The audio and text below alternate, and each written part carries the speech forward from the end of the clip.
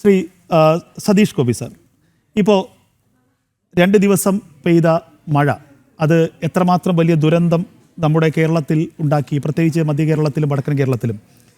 തുടർച്ചയായി നമ്മുടെ മലയോര മേഖലകളിൽ ഉരുൾപൊട്ടലുണ്ടാകുന്നു, മണ്ണിടിച്ചിലുണ്ടാകുന്നു. മുൻപൊന്നും ഒരു 10-15 വർഷം മുൻപ് കാണാത്ത തരത്തിലുള്ള ദുരന്തങ്ങൾ ഉണ്ടാകുന്നു. ഇത് എന്തുകൊണ്ടാണ് സംഭവിക്കുന്നത്? ഇതിനെ എങ്ങനെ നമുക്ക് കൃത്യമായി നേരിടാൻ കഴിയുമെന്നാണ് ഒരു ദുരന്ത നിവാരണ വിദഗ്ധൻ നിലയ്ക്ക് അങ്ങേക്ക് പറയാനുള്ളത്? വളരെ കൃത്യമായി ഈ ദുരന്തങ്ങളെയൊക്കെ നമുക്ക് നേരിടാൻ കഴിയും. ഇപ്പോൾ ഡിസാസ്റ്റർ മാനേജ്മെൻറ്റ് പഠിക്കുമ്പോൾ അതിലെ പ്രധാനപ്പെട്ട 4 ഭാഗങ്ങൾ, 4 പില്ലേഴ്സ് എന്ന് പറയും, 4 പില്ലേഴ്സ് ഓഫ് ഡിസാസ്റ്റർ മാനേജ്മെൻറ്റ്. അത് മിറ്റിഗേഷൻ, അതായത് തയ്യാറെടുപ്പുകൾ, മുന്നൊരുക്കങ്ങൾ; പ്രിപ്പയർഡ്നെസ്, തയ്യാറെടുപ്പുകൾ; റെസ്പോൺസ്, നമ്മളെങ്ങനെ ഒരു ദുരന്തമുണ്ടായാൽ അതിനെ നേരിടുന്നു; അത് കഴിഞ്ഞിട്ട് അതിൽ നിന്നും റിക്കവർ ചെയ്ത് വരണം, ആൾക്കാരെ എല്ലാം തിരികെ കൊണ്ടുവരണം, റിക്കവറി. ഈ 4 ഫേസാണുള്ളത്. ഈ 4 ഫേസിൽ വളരെ കൃത്യമായി നമ്മൾ പറഞ്ഞു, കാലാവസ്ഥാ വ്യതിയാനം വളരെ രൂക്ഷമായി ബാധിച്ചിരിക്കുന്നു, നമ്മളെ ഭൂമിയെ ആകെ ബാധിച്ചിരിക്കുന്നു. പ്രത്യേകിച്ച് പിന്നീട് ഭൂമധ്യരേഖയോടടുത്ത് നിൽക്കുന്ന ഭാഗമായതുകൊണ്ട് കേരളത്തെ അത് വളരെ രൂക്ഷമായി തന്നെ ബാധിച്ചിരിക്കുന്നു. കേരളത്തിൻ്റെ ആ ജിയോഗ്രഫി വെച്ചുകൊണ്ട് തന്നെയാണ് പറയുന്നത്, ബാധിച്ചിരിക്കുകയാണ്. അപ്പോൾ അങ്ങനെ ബാധിച്ചിരിക്കുമ്പോൾ 2018 നമ്മൾ പറഞ്ഞതാണ്, ഇതേ സ്റ്റുഡിയോയിൽ ഇതേ ഫ്ലോറിൽ വെച്ച് തന്നെ പറഞ്ഞതാണ്, നമ്മുടെ മിറ്റിഗേഷൻ, അതായത് ഒരു ദുരന്തമുണ്ടാകാൻ പോകുന്നത് മുന്നിൽ കണ്ടുകൊണ്ട്, ഒരു ദുരന്തമുണ്ടാകാം അത് മുന്നിൽ കണ്ടുകൊണ്ട് എന്തെല്ലാം തയ്യാറെടുപ്പുകൾ നമ്മൾ നടത്തി. നമ്മൾ ഒരു തയ്യാറെടുപ്പ് നടത്തിയിട്ടില്ലായിരുന്നു ആ സമയത്ത്. വളരെ കൃത്യമായിട്ടുള്ള മെസ്സേജ് കൊടുത്തു, ഇന്ന ഇന്ന കാര്യങ്ങൾ ചെയ്യണം. ഒരു റിവർ പെട്ടെന്ന് അതിലൂടെ ഉള്ള പെട്ടെന്നൊരു ഇമ്മീഡിയറ്റായിട്ട് പ്രസിപ്പിറ്റേഷൻ, ആ പ്രസിപ്പിറ്റേഷൻ്റെ തോത്, മഴ പെയ്യുന്നതിൻ്റെ തോത് വളരെ കൂടി. ഇപ്പോൾ ഇന്നലെ ലക്കിടിയിൽ, അതായത് ഭാരതത്തിൻ്റെ കേരളത്തിൻ്റെ ചിറാപുഞ്ചി എന്നറിയപ്പെടുന്ന ലക്കിടിയിൽ 271 മില്ലിമീറ്റർ മഴ പെയ്തിരിക്കുന്നു, 27.1 സെൻറ്റിമീറ്റർ. ആ മഴയുടെ തീവ്രത നമ്മൾ കാണണം. അതേ മഴ ഇപ്പോൾ തിരുവനന്തപുരത്ത് പെയ്താലുള്ള അവസ്ഥ എന്തായിരിക്കും? തിരുവനന്തപുരം കംപ്ലീറ്റ് ഫ്ലഡഡ് ആയിപ്പോവും. തിരുവനന്തപുരത്ത് ഇപ്പോഴും ഈ മിറ്റിഗേഷൻ എന്ന് പറഞ്ഞ തയ്യാറെടുപ്പുകൾ എന്ന് പറയുന്നത് നാമമാത്രമാണ്. 10 സെൻറ്റിമീറ്റർ മഴ 1 മണിക്കൂറിനുള്ളിൽ പെയ്താൽ തിരുവനന്തപുരം നഗരം മുങ്ങും. നമ്മളിപ്പോൾ സേഫായിട്ട് നിൽക്കുന്നു, കൊല്ലവും തിരുവനന്തപുരവും വളരെ അഫക്റ്റഡ് ആയിട്ടില്ല.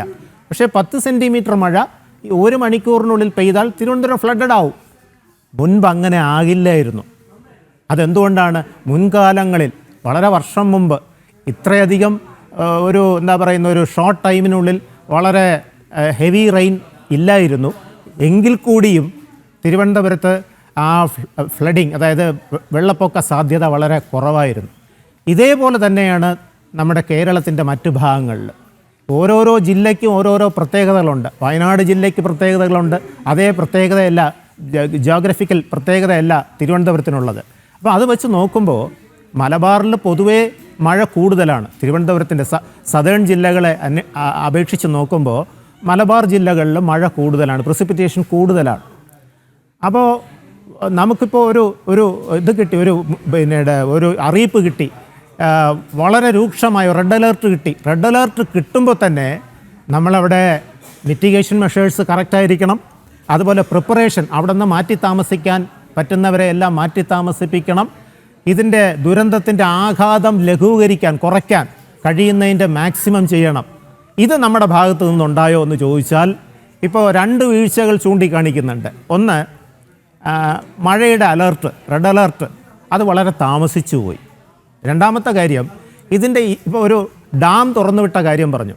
ഡാം തുറന്നു വിടുന്നതിന് മുൻപ് എടുക്കേണ്ട മുൻകരുതലുകൾ എടുത്തിട്ടുണ്ടോ, ബന്ധപ്പെട്ട ഡിപ്പാർട്ട്മെൻറ്റ് എടുത്തിട്ടുണ്ടോ, ബന്ധപ്പെട്ട വകുപ്പുകൾ എടുത്തിട്ടുണ്ടോ എന്ന് ചോദിച്ചാൽ ഇവിടെ ഇപ്പോൾ എനിക്ക് മുമ്പ് സംസാരിച്ച ആങ്കർ അദ്ദേഹം പറഞ്ഞതെന്താണ്?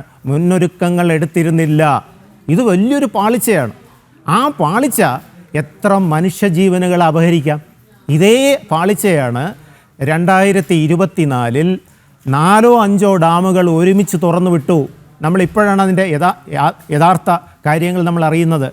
അത് രാഷ്ട്രീയത്തിൻ്റെ ഭാഗമാണോ മറ്റുള്ളതിൻ്റെ ഭാഗമാണോ എന്നുള്ളത് നമ്മൾ നോക്കണ്ട. പക്ഷേ ഒരു മുന്നറിയിപ്പുമില്ലാതെ 4-5 ഡാമുകൾ, അതും വളരെ തീവ്രമായി മഴ പെയ്തുകൊണ്ടിരിക്കുന്ന അവസരത്തിൽ തുറന്നു വിട്ടപ്പോഴാണ് ആലുവയും ബാക്കിയുള്ള സ്ഥലങ്ങളും എറണാകുളവും ഒക്കെ തൃശ്ശൂരും ഒക്കെ കംപ്ലീറ്റ് ഫ്ലഡഡ് ആയത്. ആ സ്ഥലങ്ങളെല്ലാം ഐസൊലേറ്റ് ചെയ്തു പോയത്, വളരെയധികം നാശനഷ്ടങ്ങളുണ്ടായത്.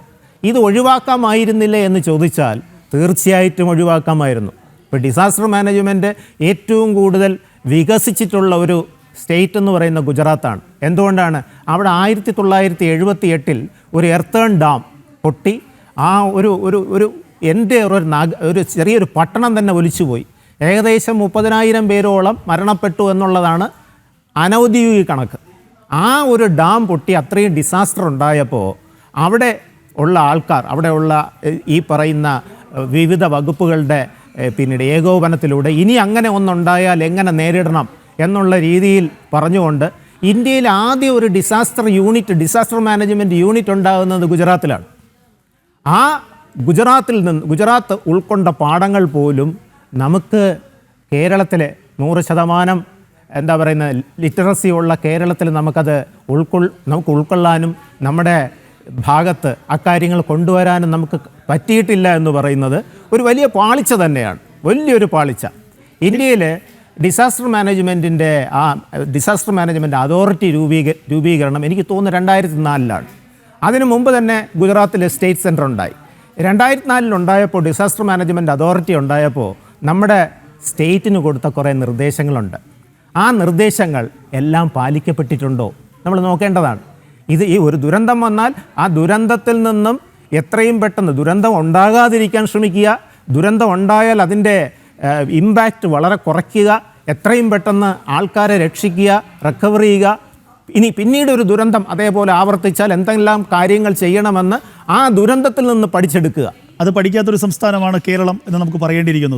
2018 തൊട്ട് തുടർച്ചയായിട്ട് വരുന്ന കാര്യങ്ങൾ നോക്കിയാൽ ഇപ്പോൾ അങ്ങനെ പറയുന്നതാവും ഒരു 100% ശരിയെന്ന് വിലയിരുത്താൻ. അങ്ങയിലേക്ക് തിരികെ എത്താം.